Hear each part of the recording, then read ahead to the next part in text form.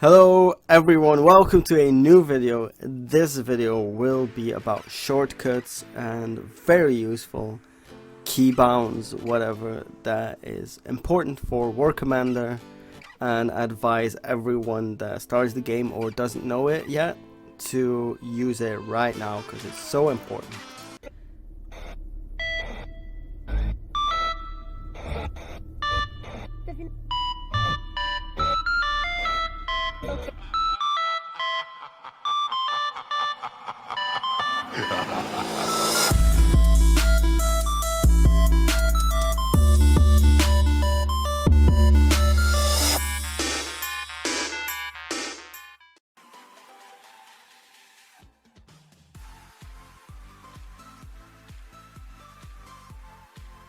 So I just got a few escorts to show what's up, and let's start with the first shortcut, which is aggressive.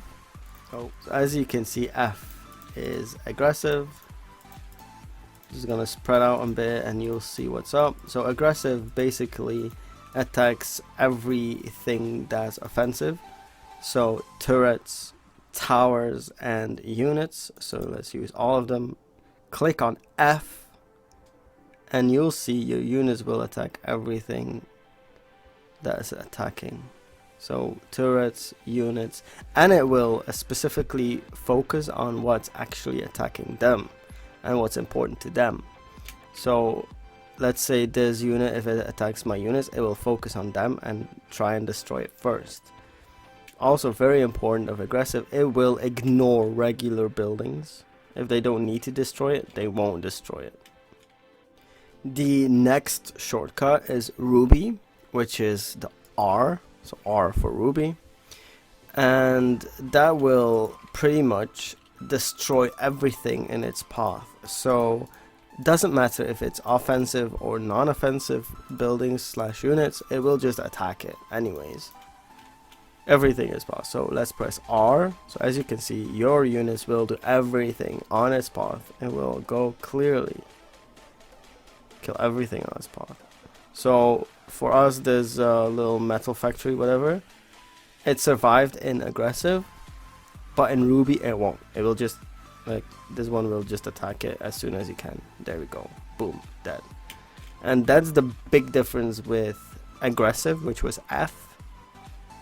It will just destroy everything in its path. Another very important shortcut is the A button, which is attack button. Oh, Ruby's still on. So see, there's like, if you want to cluster all your units to one spot, you press A button, like as you can see, regular mouse, A, then attack it. And it will attack everything on its way towards that point. So let's try and attack this spot. Then you will see it will attack everything in its range. And of course everything that attacks them as well. So like you can see, this guy got attacked by this microwave. And he will go out of his path. Afterwards he will rejoin the group where I wanted to attack originally. Very useful. It's very important in this game. So again, A button, you press a target and it will destroy everything in its path. Super useful.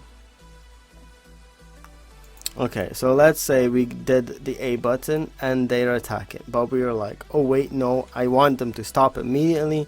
Then you can press S for stop, or you can press D for defensive. And defensive means that everything that attacks them, they will attack back. Or everything that gets in their range, they will attack immediately. Which is very useful for units like Judge in your base, or Lancers in your base, so units that you don't want immediately to rush, but they will be defensive and will attack as soon as possible. Then you need to press the D button for defense. The next shortcut is to group and to name your units. So let's say these 3 units, I want a separate group. these 3 units I want to group as well, and in these 3 units I want another group. So first thing is to have many units at a certain range is you press spacebar, and then you can drag your mouse and drag all the units you want. So I got these 3 units and I want to name them group 1. The way you do that is press shift plus 1, and then you got group 1. Next 3 units, so spacebar, you drag it, then shift plus 2, which is group 2 now. Again, spacebar, you drag it, these units, shift plus 3. So now I got group 1, group 2, group 3. So let's say in some circumstances we grouped all those units together, but now we're like, oh no, I want group 1, group 2, group 3 to attack different targets. You simply press 1, attack this, 2, attack this, 3, attack this. As you can see, it's the units that I named after those groups that are gonna be attacking the target you want, and everything else is gonna stay the same. So I can't really stress out how important this is. Always group your units, always. Very important. A few other useful shortcuts is Z, which will zoom in or out. So as you can see, I press Z, it will zoom out, or press Z again, it will zoom in. Another one is H. H will make everything not useful disappear, like my picture, units, the helpful bar, this chat box. You press H, as you can see, it disappears. Very useful. Then some more useful ones is, let's say you grouped everything together with attack, but then you're like, oh no, I want to spread all my units. Simply press the X button.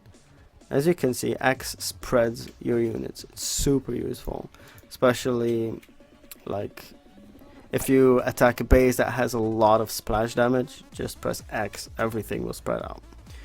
Another shortcut is the M button, but I never use it. M is basically move. You press M, you click this, and then your units will move to that space. I never use it, but yeah, here you go. So on the world map you have a few shortcuts as well. For example, if you press M, it will open up your units. So let's do M, this guy, M, and it will go to that spot. So I press here, M, this unit, and it will go to that spot. I want him to go here, M, go here. So that's a shortcut on the world map. It's not extremely important, but it can be useful. Also, when you've got the toon right next to a building, you click on the base, you press the S button, and it will automatically go into that base, but not attack that base yet. If you want to attack that base immediately, you need to press, you need to take your unit, move, and then onto the target itself, and it will immediately go into attack. As you can see, the battle already started. You can deploy your toons and done. What you cannot do is combine those two. So let's say M, move that toon here, and then you're like, okay, I want to immediately attack, so I'm gonna press M on the base and then take that unit. That's not gonna work. You need to actually move your toon onto the target and it will move. This is super important for PvP, not so much for PvE, but it's very important. So in base defense, there's a few useful things as well. Not as they used to be. Like in the good old days, you could go to base editor, then press spacebar, and it would highlight every building, but apparently that's gone. So a very useful one is the judge. If you have judge in your base defense and you know where the enemy is attacking from, so let's say northwest, then you could take your judge, press A button, and I will attack that spot. So as you can see, he will attack that spot. So A button shows you his range. So let's say they spawn here, I want to attack this spot, then he will attack that.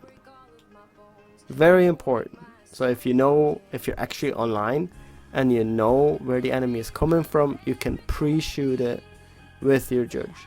If the enemy is moving from, let's say, left to right, and you're like, okay, I think he will cross this path, just pre-aim. Because if your judge will attack, he will attack the moving units, which is obviously gonna miss. If you want the judge to just attack without you controlling it, don't put aggressive, because if you put aggressive, then he might try to reach the units over there. So don't do that. Just put it on defensive instead. If you put it on defensive, it will attack everything in its range, which is this entire area. He will try and attack units in this entire area. Super important. So put him on defensive. Same with Screamer. Screamer doesn't need to attack, just put him on defensive, and that's enough. Those are some very useful tips, very useful shortcuts in this game. It will save you a bunch of time. I swear to God, it saves you so much time, so much repair time as well, and everything goes faster and more organized. So that's what we should love. And yeah, who doesn't love to Ruby a base? Come on, it's so much fun. So I hope you liked it. I hope you subscribe, and I see you guys next time. Brother, it's caught in the crossfire. It's caught in the crossfire.